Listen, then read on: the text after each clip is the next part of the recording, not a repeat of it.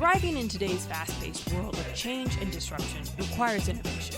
Inside Outside Innovation is the podcast that explores the ins and outs of innovation with raw stories, real insights, and practical advice from the best and brightest in the world of startups and innovation.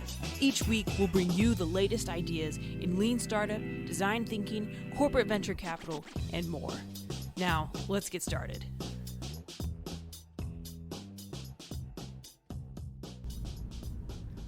Welcome to another episode of Inside Outside Innovation. Today we've got the great opportunity to interview an author and experienced innovation expert.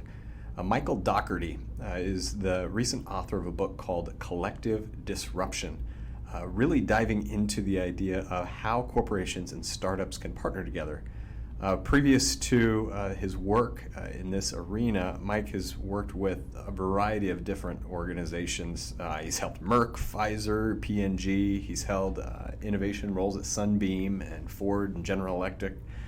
It's really a fascinating interview as Mike starts to help us see how corporations can really accelerate their innovation efforts through this idea of collective disruption. And specifically, he starts to talk about ways that corporations can go out and find startups to partner with, how corporations can spin out startups, and a number of other different types of integration and incubation type methods. So he's got a couple of really great stories, a couple good case studies in there, as well as some of the trends that he's seen through now almost a decade of focusing on this area of open innovation and collective disruption. So hope you enjoy the show. Let's get into the interview. So, obviously we've seen a lot of changes in this space, specifically regarding corporate innovation and how it's kind of morphed, or there's a lot of folks looking at startups as a way to kind of engage a new form of innovation. Can you talk a little bit about what some of the things you're seeing and why you kind of wrote the book? Yeah, so I'd love to. First of all, just to give you a little bit of history for those who aren't that familiar with this whole trend of partnering with startups. It is certainly a hot topic right now, but as we all know, partnering is nothing new, right? We've been doing it since the dawn of time, and it's always been an element of business. But the open innovation trend, which was a term that was coined, I think, initially by Henry Chesbrough maybe 12, 15 years ago, was in some ways kind of the landmark of when open innovation started to become more of a business strategy. It was around the same time that Procter & Gamble started their Connect and Develop initiative, where A.G. Lafley had said that 50% of their innovation was going to come from the outside. So, the quick history of it is I've sort of lived through it from different perspectives, is that around that same time, and this actually was when I left Sunbeam and started my business, because I saw this opportunity on the horizon, that large companies were recognizing that there was too much going on in the outside. The days of large staffs of R&D folks doing it all on the inside wasn't working anymore, in part because it was getting harder and harder to fund that. And in addition, no matter what these companies were doing, there was just more happening on the outside, and they were still getting disrupted by startups and entrepreneurs who were innovating outside of their walls. So, the last 10 to 12 years has been focused on large companies like Procter & Gamble and General Mills and GlaxoSmithKline, who were some of the initial pioneers, to now just about every Fortune 500 company and many smaller and mid-sized companies are making open innovation, or the idea of partnering with entrepreneurs, inventors, startups on the outside, making that a core part of their strategy. Now, what's happened along the way, and this I think has been interesting, is some people have said this open innovation trend has sort of tailed off because you don't hear as much about it in terms of the corporate side as much. I actually think what's going on is it's becoming mainstreamed. It's becoming part of the day-to-day business of these companies, and with platforms like Innocentive and Idea Connection and Yet2 and others, it's basically putting that capability on the desktop and giving engineers and R&D and even marketers the opportunity to connect directly. So all that kind of brings you up to, open innovation has gone from this nice to have to must have.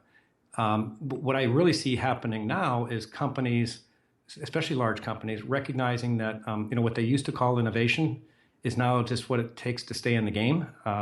That the old definition of innovation, of new flavors and new iterations of the core product line, don't really grow the business anymore. No, exactly. The idea of that, I think the title of your Inc. article was "Innovation is not enough," and it's no longer enough just to do that incremental. That's just table stakes at this point. Yeah, and and the breakthrough innovations, that's been around for a long time as well, right? It's how these companies began.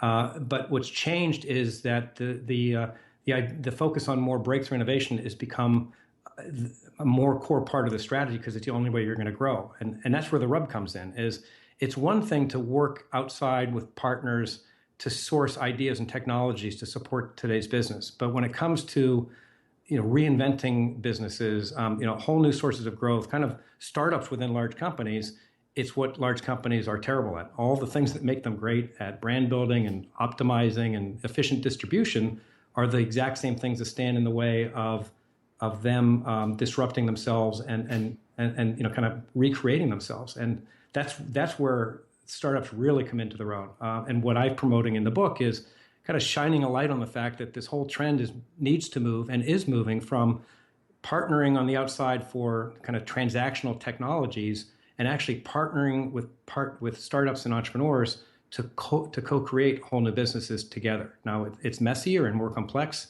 but it's happening, and it's becoming, I think, one of the key ways to actually succeed at the breakthrough innovation, because now you're engaging people that do this for a living and know how to do it. They're natural risk takers and know how to pivot and know how to iterate and move quickly. If you can get them into your camp, if you're a corporate person, and or if you're a startup, and looking to grow a business around, an opportunity that might have an exit with a corporate, it's a brave new world, but it's a great opportunity for both. Definitely. So what are some of the things that you're seeing in the marketplace? We've seen obviously a lot of different ways corporations are trying to, quote unquote, get in the game and try to drink that startup juice, whether it's hackathons or corporate accelerators. There's tons of different ways that corporations are trying to engage with startups. What are some of the ways that you're seeing and some of the things that are more effective than others out there in the marketplace? Yeah, there is a lot going on, isn't there? And I think Steve Blank coined the term innovation theater, and I think it's a great way to look at some of it. Unfortunately, what's happening is too many companies are setting up innovation outposts in Silicon Valley, or maybe setting up a small incubator in their building or in one of the geographic hotspots, but too many of them are, or I should say, too few of them really are succeeding at that. And so I would, I guess, shine a light on the fact that just going through the motions of connecting to the startups isn't enough. And if you look at the companies that are doing it well, and I can tell you stories and give you examples out of the book and elsewhere of what companies that I look to as ones doing this well would be companies like Cisco, Johnson & Johnson, to some extent Procter & Gamble, Jarden, and others are actually getting beyond that idea of just innovation theater and finding ways to be more engaged and more proactive and actually kind of more thoughtful about it. And that to me is the difference. It's easy to kind of go through the motions of the connecting. If you look at where this breaks down, it's really in not so much in finding the right startups. It's more in how do you get the startup to pivot toward what you want, and how do you get the parent organization to actually embrace what you're working on and not, have the corporate antibodies kill it, or have it just end up as this, stepchild that's never really supported. Mm-hmm. And so that's really what I'm trying to focus on in the book, is to shine a light on companies that are doing this well and provide some guidance on, getting beyond just, going to an accelerator or a incubator and helping to coach teams, but actually, moving into actual development of new businesses with these startups. Yeah, and I think that's the most challenging part. I mean, everybody wants to think that, well, we'll just sponsor a Techstars accelerator, or we'll put one together ourselves, and then the startups will come and we'll find some great ideas and we'll be all solved. But at the end of the day, startups are hard, and startups are even harder when you put in the corporate environment and the corporate oversight in and around it. So I think that's where where the rubber meets the road and goes beyond theater is the fact you got to really roll up your sleeves and actually do something. Yeah, and some of it comes down to, I totally agree with that.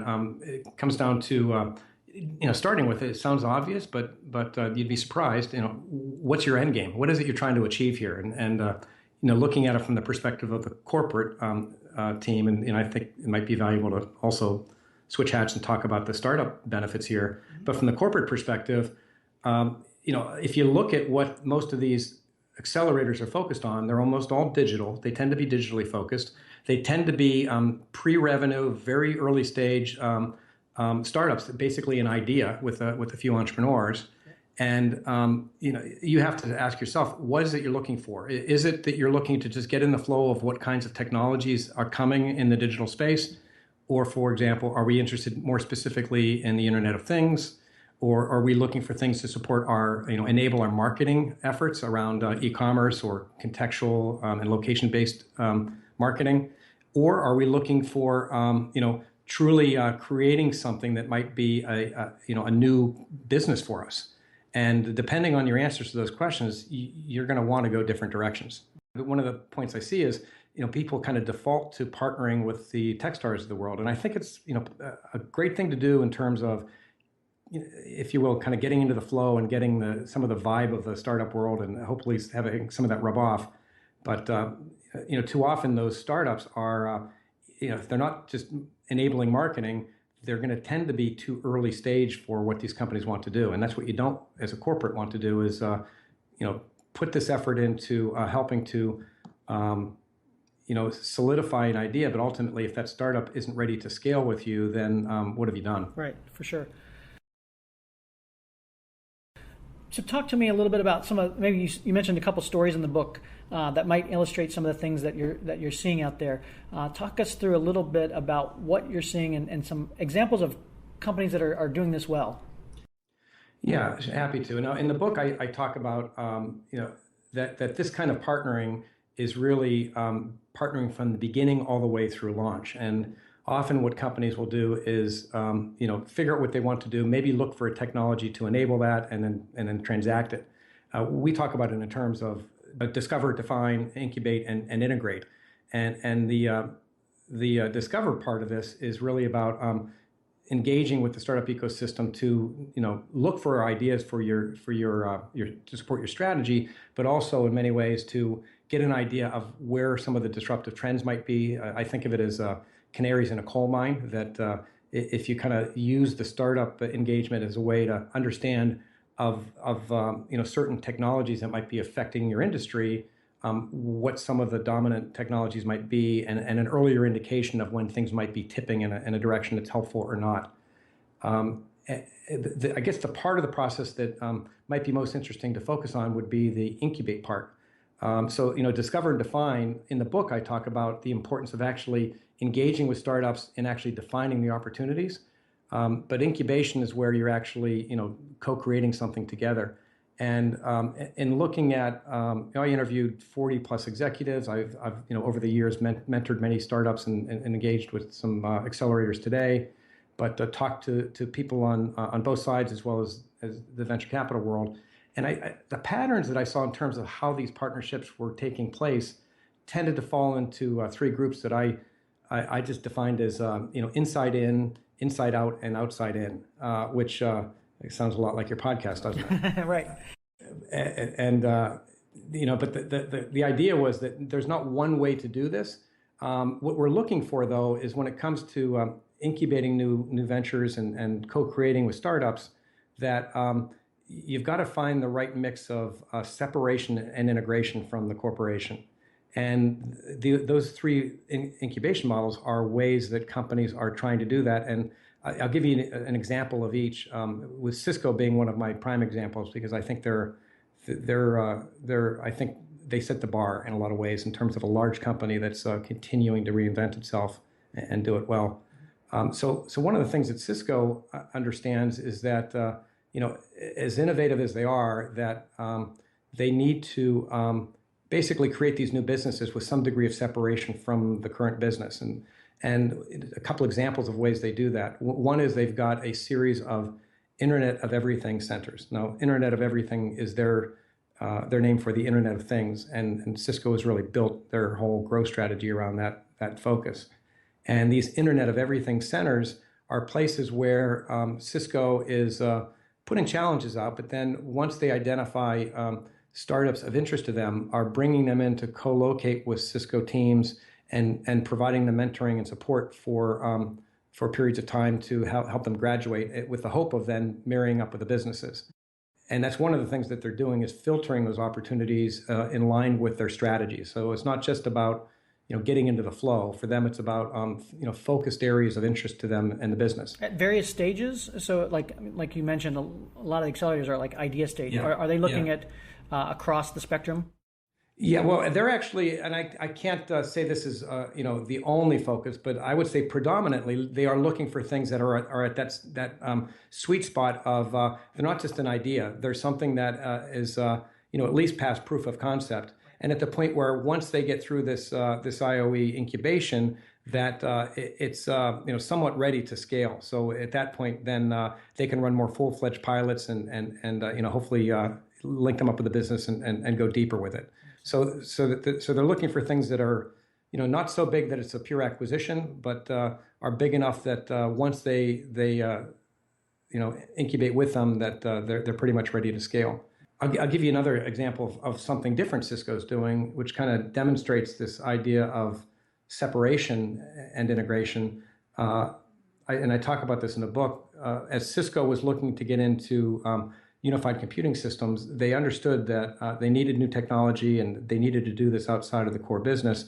So they recruited 3 entrepreneurs, serial entrepreneurs, 2 of which had been Cisco employees and actually had been revered engineers there, and seeded them with $70 million and said, here's what we're trying to do.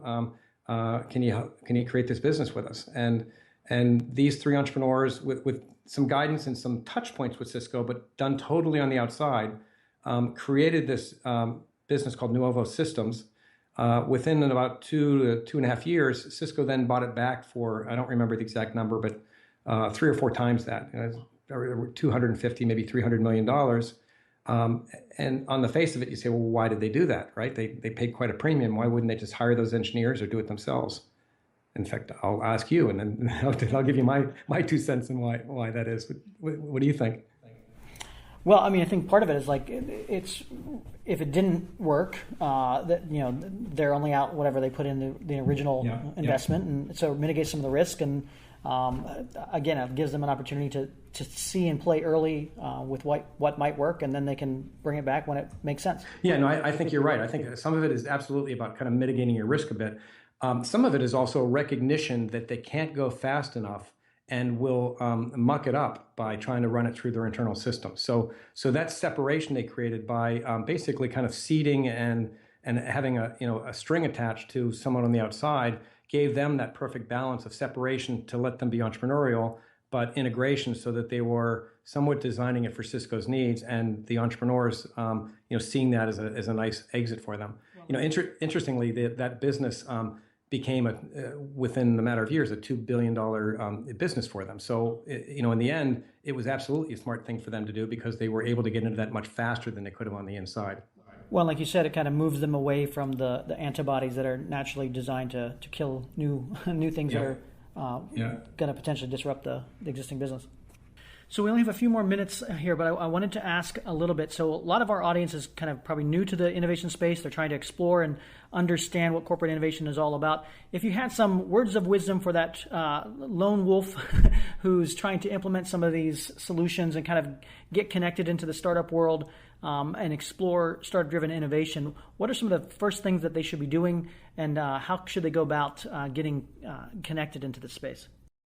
Yeah, great. And if you're talking again about these, lone wolves or middle-level people who, are passionate about this and get it, but aren't really in a position to drive it and need some support on the inside, without a doubt, you can, start to connect right away. And one of the easiest things to do actually is that there are a lot of opportunities for corporate innovation executives, even at the manager or, working level, to engage in mentoring startups. So look locally at local accelerators, local universities, and getting involved in Shark Tank events or coaching and mentoring of startup contests that might be taking place within your local area, or being a mentor at a full-fledged accelerator is a great way to get started, because in some ways you need to get acclimated to the cadence and the people and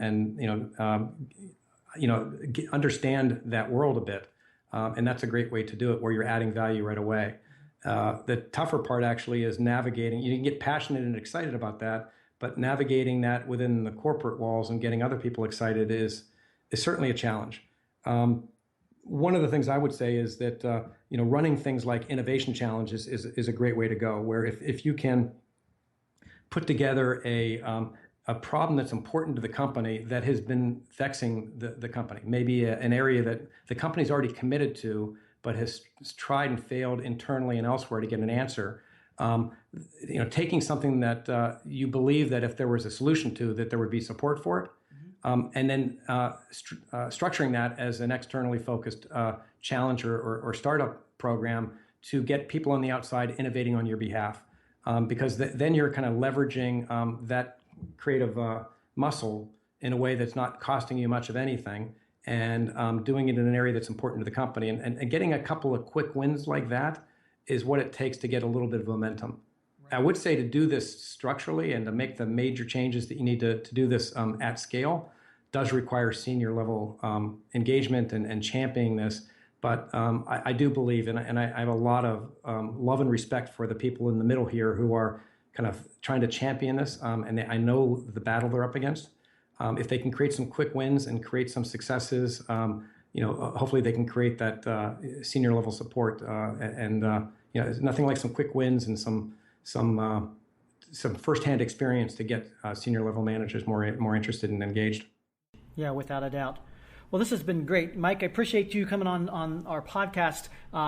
In addition to the book, Collective Disruption, that's obviously a way they can reach out and find out a little bit about you. Are there other ways that our audience can interact with you? Yeah, absolutely, and I welcome it. Collective Disruption's on Amazon and also at collectivedisruption.com. My firm, venture2.com, is the website. And my Twitter handle is Docherty MIC, so DOCHERTY MIC.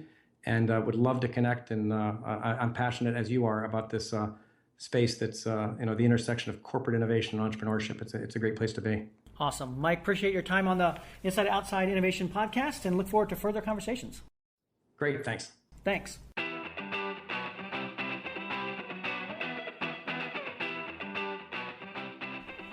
Well, that's it for another episode of Inside Outside Innovation. Thanks for coming out. Thanks for tuning in. Reach out and let us know what you're thinking. Give us your feedback. You can reach us on Twitter at the IO Podcast. And if you have 30 seconds to spare, please, we'd love to hear from you on iTunes as well. Go over there, review us, give us an opportunity to earn your trust and business, and we'll talk to you later. Until next time, go out and innovate.